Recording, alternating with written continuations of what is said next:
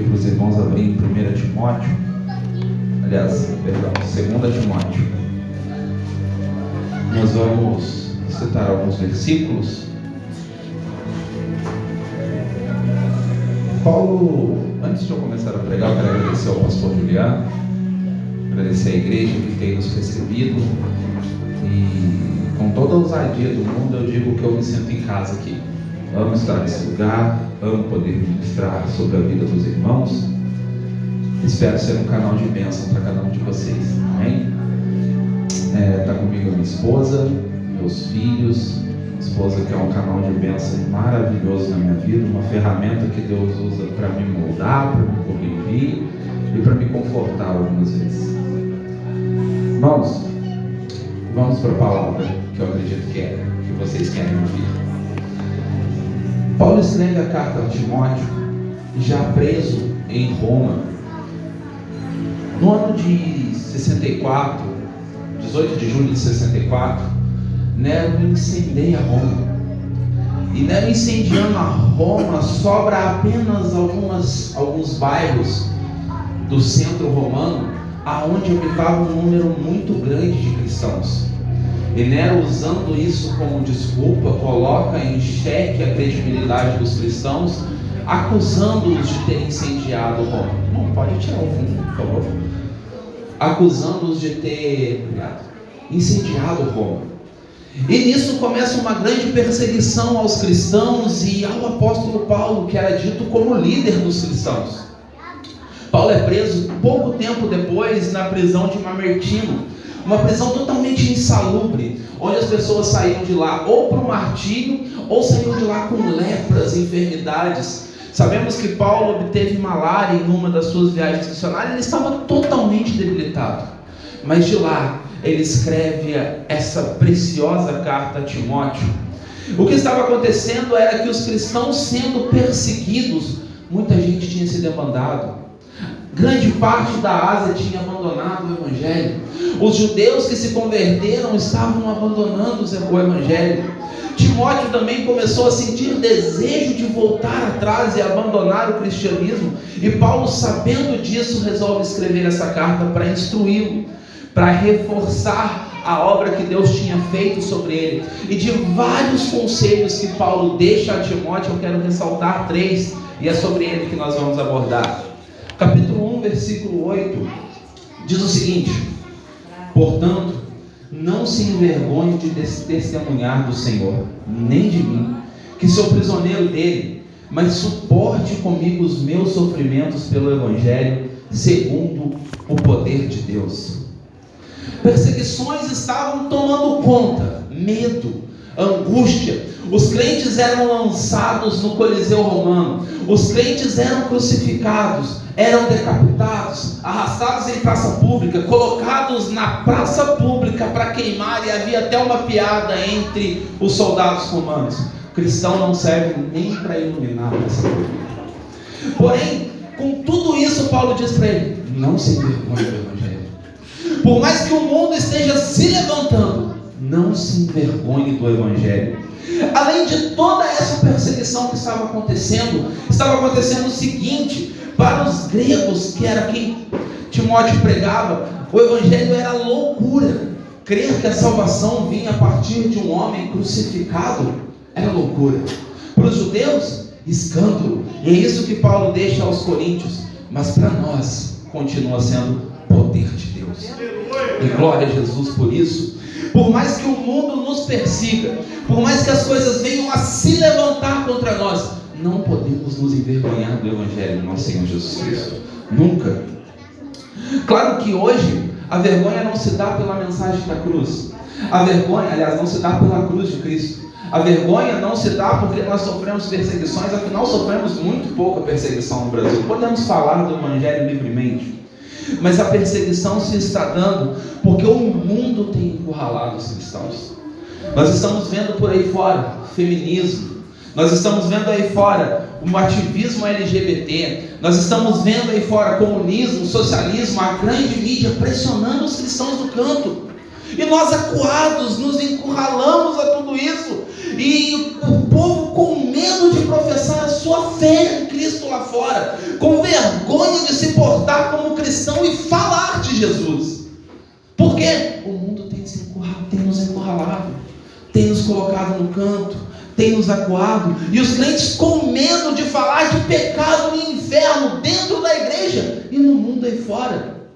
Estamos com vergonha de falar de Jesus. Nós estamos vestindo Jesus Cristo com uma roupagem liberal, dizendo assim: não, tudo bem, vem para cá, Jesus te ama, está tudo certo, fica aí sentadinho, com o intuito de encher a igreja, com o intuito de nos portarmos de um jeito que o mundo nos aceite. Muito pelo contrário, devemos nos portar de um modo que o mundo nos rejeite, devemos nos comportar de uma forma que o mundo não encontre beleza em nós, devemos nos portar da forma que Jesus se portou. Desde que o mundo nos persiga, nós daremos glória a Deus, pois sabemos que estamos fazendo a obra dele, e glória a Jesus por isso. Não podemos vestir Jesus com uma roupagem liberal, evangelista mal, só para dizer o seguinte: eu não posso atacar as pessoas, tadinho deles, é complicado, não, eles estão passando por tempos difíceis, eu não posso ir lá e ofender eles. Não, irmãos, fisicamente não, mas as ideias sim. Não só podemos, como devemos atacar esses tipos de ideias. Nós não só podemos, nós devemos. Nós não devemos nos calar diante do mundo, não devemos nos calar diante dos hereges que têm tomado conta das igrejas. Devemos abrir a nossa boca e falar de Jesus, pregar o genuíno, o verdadeiro evangelho, sem mistura. Afinal de contas, Ele nos chamou para ser sal, Ele nos chamou para ser luz no mundo. E glória a Deus. Eu ouvi uma frase muito interessante de um pastor que ele disse assim: Deus te chamou para ser sal e não para ser açúcar. Pare de adoçar a boca das pessoas. Veja, se Jesus me salvou e me curou, e Ele me deu uma obrigação: seja minha testemunha. Mas as pessoas se envergonhando de Jesus, nós devemos ter uma ideia de toda vez que eu me envergonho de pregar o evangelho, eu estou causando algo sobre mim. Chegará um dia em que nós deveremos nos apresentar diante do Senhor, e se nos envergonhamos dele aqui, Ele se envergonhará de nós diante do Pai. Aleluia. Mas talvez você pergunte: como que eu não vou me envergonhar se o mundo vem tão ferozmente para cima de nós? Como que eu vou falar de Jesus se por todos os lados a bandeira do evangelho é atacada?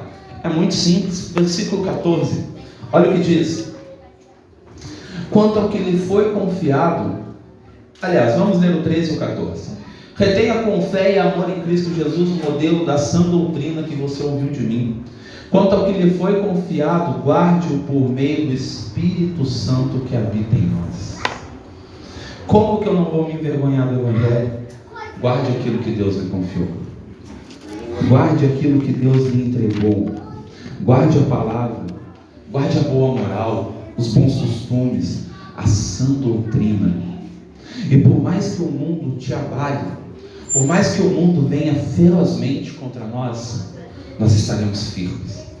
Por mais que venha vento, chuva, as águas batam contra nós, estaremos inabaláveis na rocha que é Cristo Jesus. Seremos comparados ao homem sensato que edificou a sua casa sobre a rocha.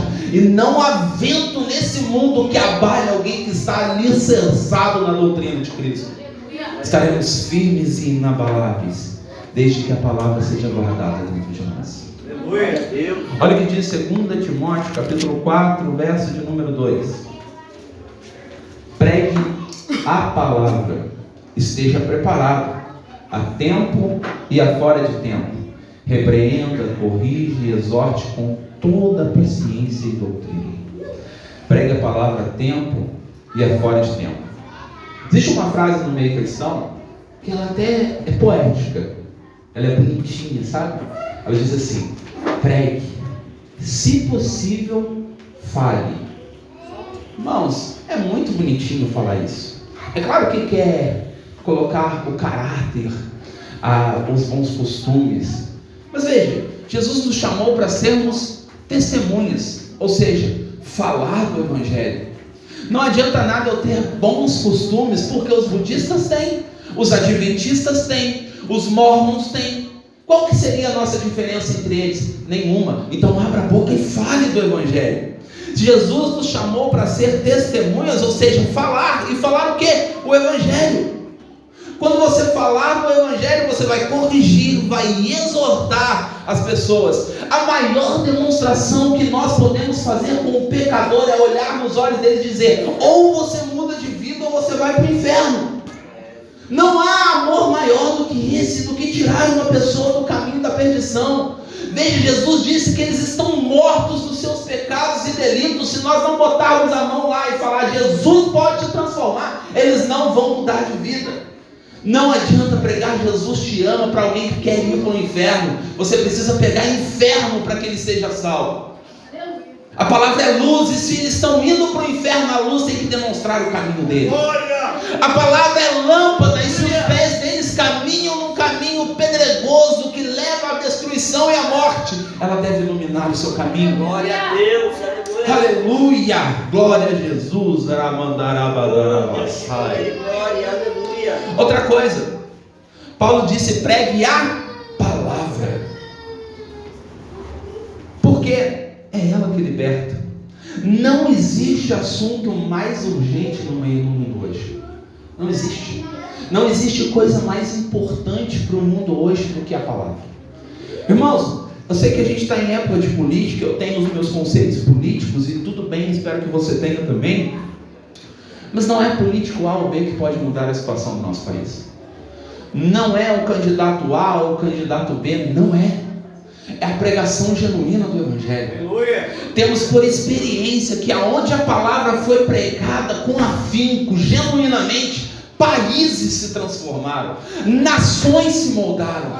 Os Estados Unidos é a maior potência do mundo hoje, porque eles foram alicerçados na palavra desde o começo. Aleluia. O que pode mudar o mundo é a palavra de Jesus. O que pode mudar a história das pessoas é a palavra de Jesus. É ela que liberta, é ela que transforma, é ela que tira o homem do pecado e do mau caminho. Não invente nada, pregue a palavra. Não conte histórias para ninguém, pregue a palavra. Seja a tempo e a fora de tempo. E o que isso quer dizer? Aonde você estiver, pregue a palavra. Aleluia. Apenas pregue a palavra. E o que vai acontecer nisso? Você será luz para o mundo. Uma luz que não brilha por conta própria, mas por causa do Espírito que habita em nós. Uma luz que não quer mostrar a minha glória, mas quer que o Pai seja glorificado através de nós. Irá mandar raça, que a mandará vassai. Outra coisa, precisamos entender que pregação não é efetiva pela reação das pessoas. Irmãos, virou um negócio no meio evangélico que para a palavra ter sido efetiva, as pessoas precisam sair pulando, gritando e dando glória a Deus. Efésios diz que gritaria não provém de Deus, primeira coisa. Mas, olha, preste atenção, se o pregador não levantar a igreja a ponto de todo mundo sair glorificando sem entender bolhufas do que foi prego aqui, bolhufas foi bom, né, gente? Do que foi pregado aqui, do que adiantou? O que foi feito? É muito fogo, pouca lenha. É muito glória a Deus, pouca doutrina. É muito oba-oba, pouco ensinamento. Estamos acostumados a nos mover pela reação das pessoas. Mas se a reação das pessoas fosse termômetro, se as pessoas derem glória a Deus fosse termômetro para a nossa mensagem, o que seria do ministério de Jeremias, de Isaías, dos outros profetas? Será que seriam ministérios de Deus? Porque eles pregaram, eles ensinaram, a tempo e a fora de tempo. Ensinaram com palavras, mostraram o seu caráter, foram submissos a Deus. Mas qual que foi a reação das pessoas? Rejeitaram, não aceitaram. E como saber então se a pregação é eficaz? É simples, é o Evangelho. É puro e genuíno? Sim, mas as pessoas não me ouvem. Não se preocupe, pregue a palavra. Ah, mas as pessoas não dão glória a Deus. Está pregando o Evangelho genuíno? Não se preocupe, pregue a palavra. Semeia boa semente, quer a tempo, quer a fora de tempo, quer recebam, quer não recebam. A sua missão como pregador, como evangelista, como obreiro, como crente, é anunciar a palavra de Deus. Doa quem doer, sinta quem sentir, chore quem chorar, a palavra será pregada.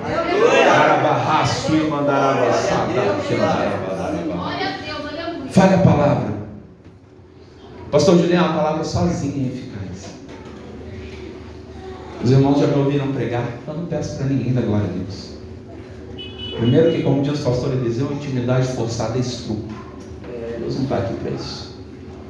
A palavra sozinha, ela se garante. Eu não preciso criar artifícios. Eu não preciso vir aqui e fazer um show para vocês. Eu não preciso ficar gritando igual um retardado, sair daqui sem voz para que a palavra seja eficaz. Eu não preciso disso. É algo que eu preciso fazer, é pregar a palavra com amor, com dedicação. Ela surtirá efeito sozinha. Entenda, existem pessoas que receberão a boa semente com o coração de pedra. Outros terão a semente ceifada pelo diabo. Outros terão a boa semente ceifada pelos prazeres do mundo. Mas em alguns, ela cairá numa terra fértil. Ela vai dar fruto. Ela vai frutificar a 30, a 60 e a 100 por um. Mas eu, como semeador, eu só passo espalhando a semente. A terra é o importante. A semente é boa, é frutífera. Mas se cair num coração de pedra, não adianta. Se nesse coração tiver os prazeres do mundo, não adianta.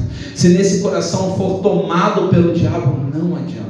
Mas quando o coração é mudado pelo Espírito Santo, e é só Ele que pode fazer isso, ela vai dar frutos. E cabe a nós, pregue. Quando? A tempo e a fora de tempo. E glória a Jesus. Hoje eu estou caminhando para o final. Eu quero ser muito extenso hoje. Versículo de número 5 diz o seguinte: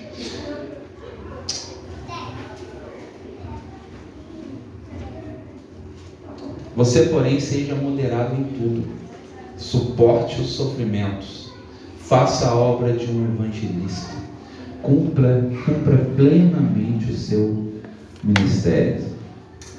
Acreditamos que a vida ministerial vai ser fácil, vai ser mamão com açúcar. Por quê? Estou fazendo a vontade de Deus. É Deus que quer que eu faça, é Deus que quer que eu pregue, é Deus que quer que eu faça isso, aquilo outro. Então vai ser fácil, porque eu estou fazendo a vontade de Deus. Mas não será. Desculpe se eu acabei de te iludir. Não será. Quando você se propõe a pregar a palavra de forma genuína, quando você se propõe a pregar o que Jesus pregou, e isso eu acho maravilhoso, porque Jesus passou mais tempo falando de inferno, por exemplo, do que de céu. Jesus passou mais tempo exortando do que massageando. Jesus passou mais tempo batendo do que acariciando. Mas a gente excluiu as coisas que Jesus falou. A gente prefere falar dos milagres dele. A gente prefere falar de Jesus curando, libertando, de Jesus acalmando a tempestade, multiplicando os pães. A gente adora isso. E está certo. Tem que adorar mesmo, é maravilhoso ouvir falar dos milagres de Jesus. Mas temos que ver que os milagres aconteciam no meio do caminho. O principal ministério de Jesus era ensinar. Ele saía de um lugar para o outro para ensinar. Mas nós acreditamos que quando eu vou fazer a vontade de Deus será um mar de rosas. Ele não será. Quando nós nos propomos a fazer isso de forma genuína, uns se afastarão de nós. Outros vão nos perseguir. E eu estou falando isso dentro da igreja. Eu estou falando do mundo. Se o mundo já não te persegue, irmão, já tem coisa errada. Precisa ser mudado. Estou falando de dentro da igreja. Talvez somente o seu pastor vai te apoiar. Talvez somente o seu pastor vai te compreender. Porque quando o seu zelo pela palavra se aflora, ele cresce. O amor por essa palavra, quando nós entendemos o quanto essa palavra custou para chegar na nossa mão, quantos homens morreram, quantos homens de Deus entregaram a vida para que nós possamos abrir isso daqui hoje e ler, o quanto Deus trabalhou para que essa palavra chegasse na nossa mão, nós não suportaremos as heresias, nem os hereges dentro da igreja. Nós nos levantaremos contra, porque eles estão ferindo diretamente aquilo que é mais precioso para nós, a palavra de Deus. Nada é mais precioso que isso nessa terra. Nem tesouros, nem joias, nem riquezas, nada se compara à palavra de Deus.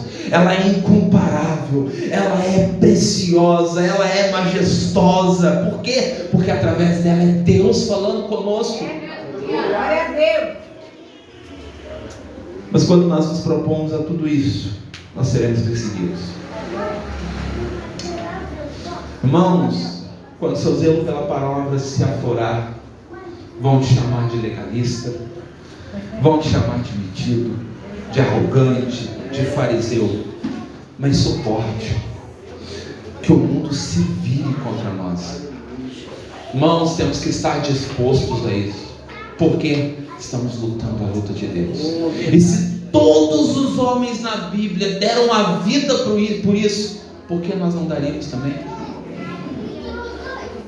Que o mundo se vire contra nós, que venham as prisões, que venham os açoites, se preciso for, que venha um martírio.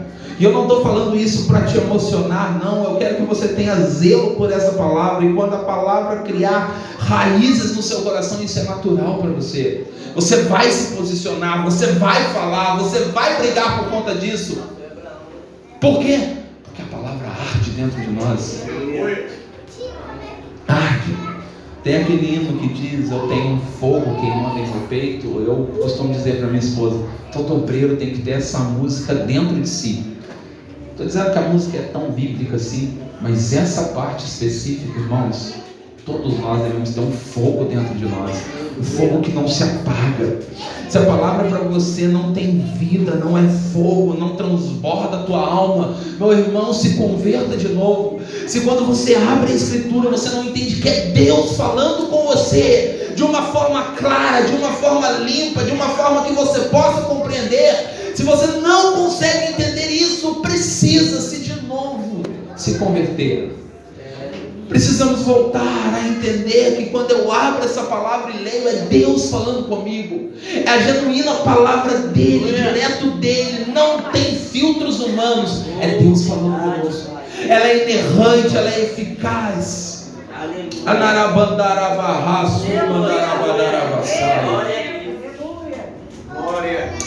Aleluia. Glória a Jesus. Que o mundo se vire contra nós. Façamos a obra de um evangelista. E qual é a obra de um evangelista? Pregue a palavra. Não se envergonhe da palavra. Sofra pela palavra. Pregue a palavra com luz na cabeça, inteligência, conhecimento, mas também com fogo no coração. Não adianta nada eu vir aqui falar toda a teologia para vocês, se essa palavra não arder no meu peito. Mas também não adianta nada essa palavra arder no meu peito e eu não ter conhecimento para passar. Luz na cabeça, fogo no coração. Sejamos sal e luz.